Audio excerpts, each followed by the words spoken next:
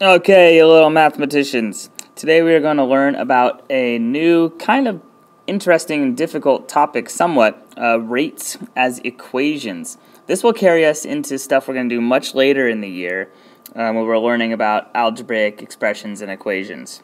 So, here's a simple situation. Susanna is traveling 60 miles an hour.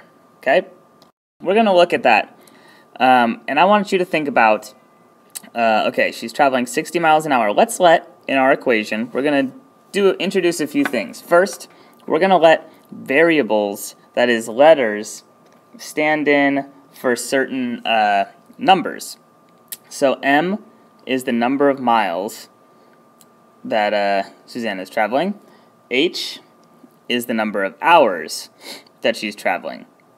One thing we know for sure is that the number of miles she's gone is always 60 times greater than the number of hours that she's traveled. Because every 1 hour, she goes 60 miles. In 2 hours, she would go 2 times 60, 120 miles. In 3 hours, she'd go 3 times 60, 180 miles. So the number of miles is always 60 times the number of hours. So that's what this little equation is saying. The number of miles equals 60 times the number of hours. So when we have a variable that's just touching a number like this, a number right in front of a variable, it's called a coefficient, and this means multiplication. We are multiplying 60 times h. So you ever see a number just up against a variable like that? That means we're doing multiplication. So again, the way you could read this is the number of miles equals 60 times the number of hours. If we were to draw a quick table, which we can do, excuse me one sec, draw a quick table here, we could see that, we'd have miles, hours. In 1 hour, gone 60 miles. 2 hours, 120 miles. 3 hours, 180 miles. You can see that on any row of this table, the m value is 60 times what this is. 120, 60 times this. 180 is 60 times that. Okay. So, Rodrigo drove 80 miles in 2 hours. We're going to do another example here and look at it a couple different ways. First, can you graph this ratio? I know it looks like this, right? This is a graph I drew on the board, snapped a picture of. So, he's driving 80 miles in 2 hours. So we know that in 2 hours, he's gone 80 miles, right? You should also be able to know from that if he's traveling the same speed, in 1 hour, he's gone 40 miles.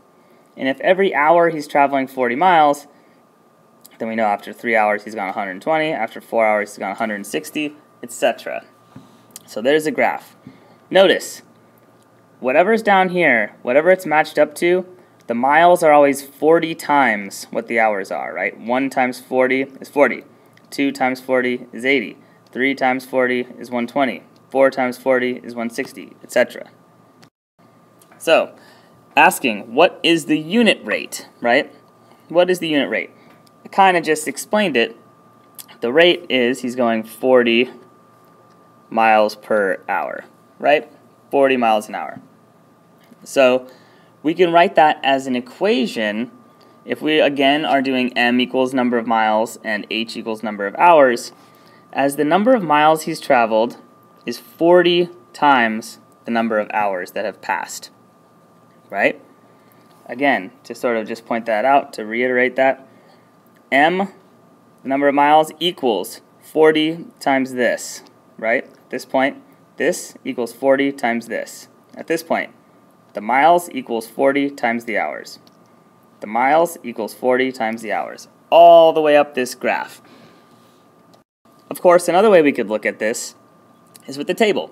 Once we know that he's going 40 miles per hour, we can again see that this is 40 times this. This is 40 times this. So another way of saying it is what's in the m column is 40 times whatever happens to be in the h column, right? Hopefully this will help. On the form, I ask you the first question, The first problem, if you answer it wrong, it will take you to a video that kind of gives you some more explanation. And if you get it right, it will take you on to the other questions. So I know this is kind of a out of left field sort of thing. We're just throwing the equations at you. But this is something that we like to tie as many things together as we can. So now we've got tables, graphs, equations, all relating to unit rates. So hopefully you understand this, and if not, we'll talk about it in class on Monday. Thanks a lot.